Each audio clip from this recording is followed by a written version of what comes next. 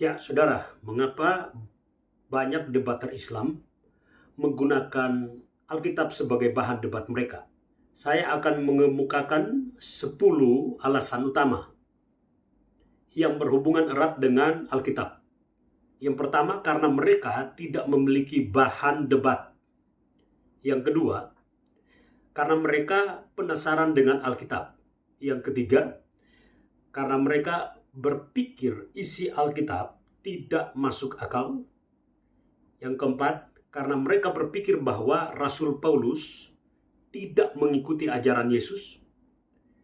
Kelima, karena mereka berpikir bahwa Alkitab digenapi atau disempurnakan oleh Al-Quran. Keenam, karena mereka berpikir bahwa Nabi Muhammad dinubuatkan dalam Alkitab. Ketujuh, karena mereka berpikir bahwa Yesus Kristus memberi teladan untuk berdoa kepada Allah. 8. Karena mereka berpikir bahwa Yesus hanya hamba atau utusan Allah. 9. Karena mereka berpikir bahwa umat Kristen sudah disesatkan oleh ajaran Rasul Paulus. Dan yang terakhir 10 adalah karena mereka memaksa pemahaman teologi mereka supaya sama dengan teologi kekristenan. 10 alasan itu saya berikan kepada kita semua, khususnya untuk orang-orang Kristen dimanapun saudara berada, untuk memahami bahwa semua alasan apapun yang dimunculkan untuk menjadikan Alkitab sebagai bahan debat mereka tidak akan bisa dibenarkan oleh ajaran kekristenan.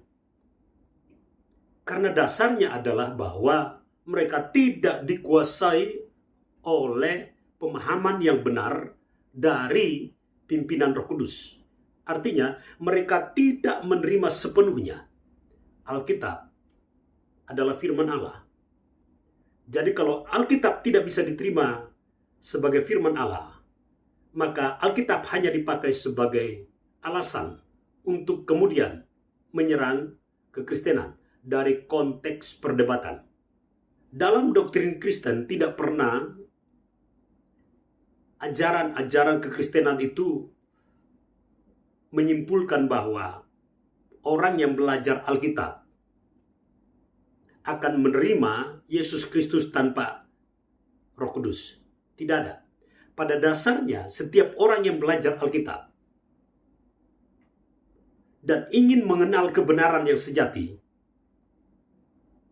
akan dikuasai oleh Roh Kudus sehingga dia bisa menerima Alkitab sebagai firman Allah yang tertulis yang akan memunculkan iman percaya mereka kepada Yesus Kristus.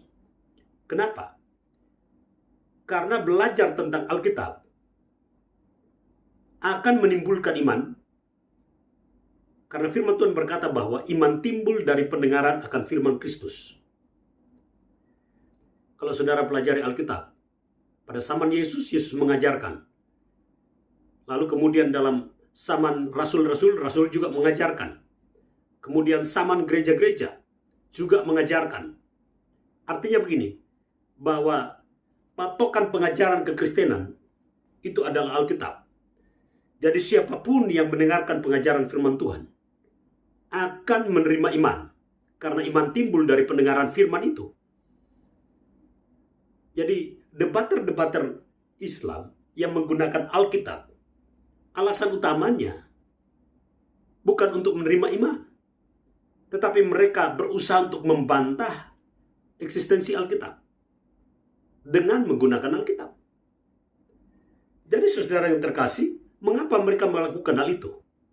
Karena itu bagian daripada nubuatan. Nah saudara, kita belajar nubuatan apa yang berhubungan dengan para penyelidik Alkitab. Kita baca dalam Daniel 12 ayat 4. Tetapi engkau Daniel, sembunyikanlah segala firman itu, dan meteraikanlah kitab itu sampai pada akhir zaman. Banyak orang akan menyelidikinya, dan pengetahuan akan bertambah. Dari ayat ini, menjadi salah satu dasar mengapa munculnya para debater Islam untuk menggunakan Alkitab sebagai bahan debat mereka. Karena jelas ayat ini berkata bahwa banyak orang akan menyelidikinya, termasuk para debater Islam. Mereka menyelidiki Alkitab. Dan ayat ini berbicara tentang nubuatan orang-orang itu, para penyelidik itu. Hari ini kita tahu bersama bahwa media sosial memunculkan begitu banyak debater Islam, khususnya di Indonesia. Dan di dunia pun ada. Namun kita membahas tentang konteks Indonesia, ada begitu banyak debater Islam yang menggunakan Alkitab sebagai bahan debat mereka. Nah, ternyata ayat ini memberikan penjelasan tentang dua hal, dua ciri para penyelidik Alkitab atau para penyelidik firman. Mereka mempelajari Alkitab untuk menambah pengetahuan. Ya, mereka mempelajari Alkitab untuk menambah pengetahuan. Karena firman ini berkata, dan pengetahuan akan bertambah. Pengetahuan tentang apa? Pengetahuan tentang ketuhanan. Pengetahuan tentang kebenaran yang sejati. Dan juga dari kebenaran itu juga pengetahuan tentang bagaimana mengolah dunia ini. Namun berhubungan dengan debater Islam, ini sangat-sangat berhubungan tentang pengetahuan tentang kebenaran, ketuhanan itu sendiri. Dan banyak debater Islam mempelajari Alkitab, namun mereka menolak ketuhanan Yesus. Artinya, mereka menambahkan pengetahuan tentang Alkitab hanya untuk menolak. Artinya mereka tidak percaya. Jadi penggenapan firman ini berbicara tentang dua hal, yaitu penyelidik firman untuk mempercayai firman dan penyelidik firman untuk menjadikan firman sebagai bahan perdebatan. Jadi saudaraku yang terkasih, sebagai orang percaya kita harus mengetahui bahwa nubuatan firman ini sudah ada pada zaman Daniel dan tergenapi dari zaman sesudah Daniel sampai sekarang, dan akan datang pun masih akan tergenapi. Pengenapan daripada Daniel ini juga sama seperti yang tertulis di dalam Yohanes 5 ayat 39 sampai 40. Kamu menyelidiki kitab-kitab suci sebab kamu menyangka bahwa olehnya kamu mempunyai hidup yang kekal. Tetapi walaupun kitab-kitab suci itu memberi kesaksian tentang aku, namun kamu tidak mau datang kepadaku untuk memperoleh hidup itu. Jadi Yohanes 5 ayat 39 sampai 40 ini memberi keterangan jelas bahwa banyak orang menyelidiki Alkitab, khususnya tentang Kristus Yesus Tuhan, ya, tetapi mereka tidak percaya kepada Yesus untuk memperoleh kehidupan kekal masuk surga. Tetapi mereka hanya mempelajari Alkitab sebagai bahan perdebatan saja. Saudara yang terkasih, ini adalah realita yang terjadi hari-hari ini. Melalui media sosial begitu banyak fakta yang terjadi tentang perdebatan atas nama Alkitab.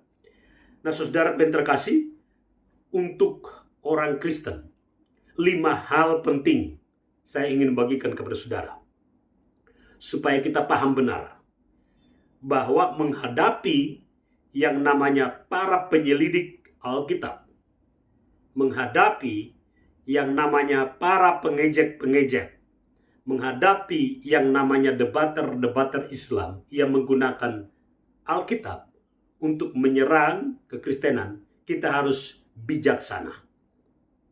5 hal yang harus menjadi motivasi kita untuk bijaksana mempercayai kebenaran Alkitab.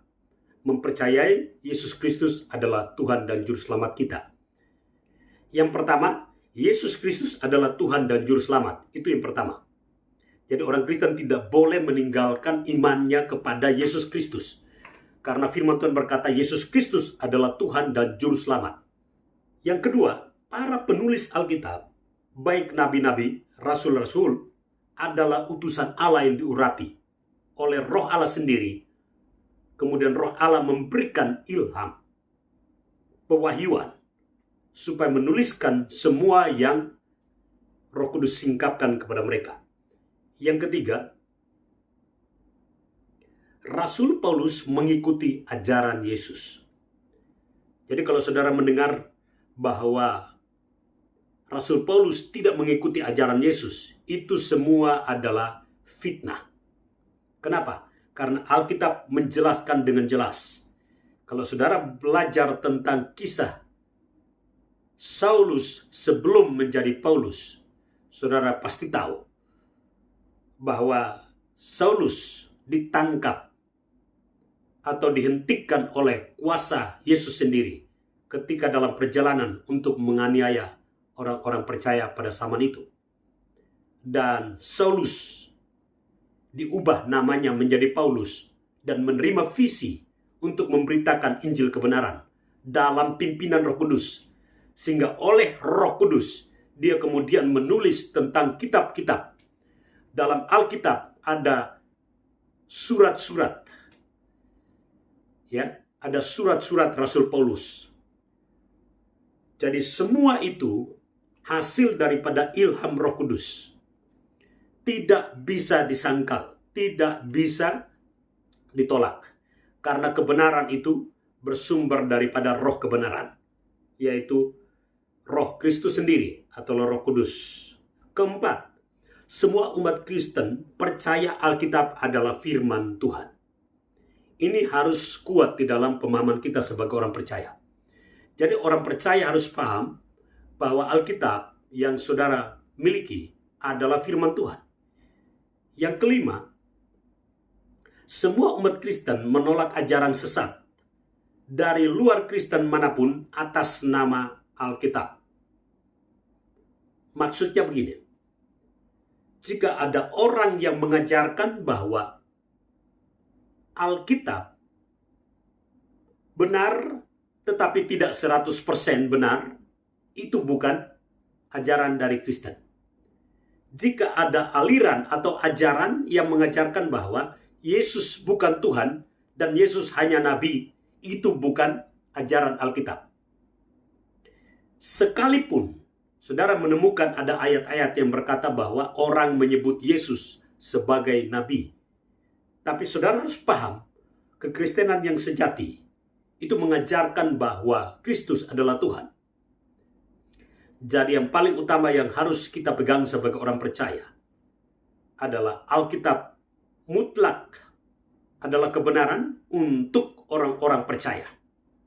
Jadi orang Kristen tidak boleh sembarang mengikuti ajaran apapun yang disampaikan oleh para debater Islam yang bertolak belakang dengan kekristenan, yang bertolak belakang dengan Alkitab, yang bertolak belakang dengan pengajaran tentang Kristus Yesus Tuhan dan Juru Selamat. Saudara yang terkasih, mungkin saudara kurang memahami Alkitab, tetapi karena saudara adalah orang-orang percaya, maka saya memberikan motivasi kepada saudara. Saudara harus tetap percaya kepada Tuhan Yesus, karena saudara dijamin hidup di bumi dan di sorga.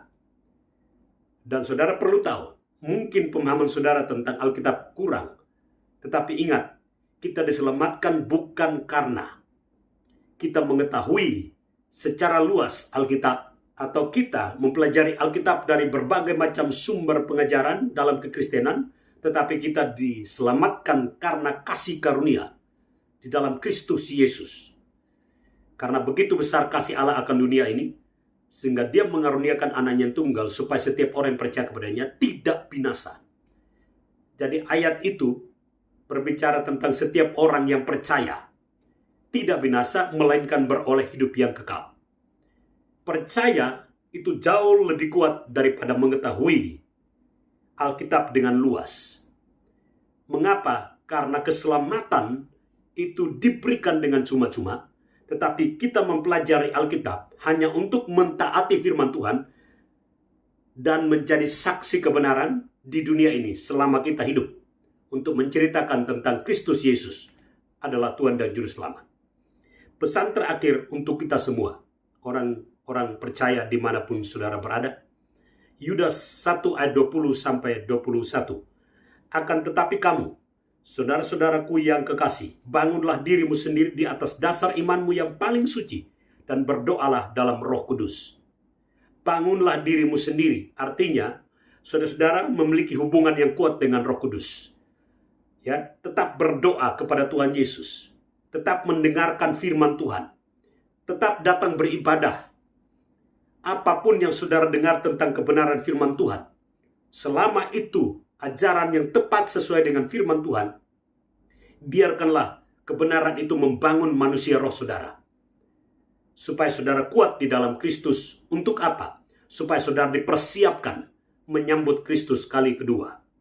Ayat 21 berkata begini, peliharalah dirimu demikian dalam kasih Allah, sambil menantikan rahmat Tuhan kita, Yesus Kristus, untuk hidup yang kekal. Artinya apa? Pelihara dirimu di dalam kebenaran. Jangan terhasut dengan ajaran-ajaran palsu. Jangan terhasut dengan ejekan-ejekan. Jangan terhasut dengan tipu-tipuan yang datang di luar daripada kebenaran Alkitab. Pelihara imanmu di dalam Kristus. Pelihara kondisi rohanimu di dalam Kristus. Selalu pegang teguh kebenaran firman Tuhan, karena kebenaran itulah yang menjamin hidupmu, hidup di bumi sampai masuk surga. Tuhan Yesus memberkati saudara.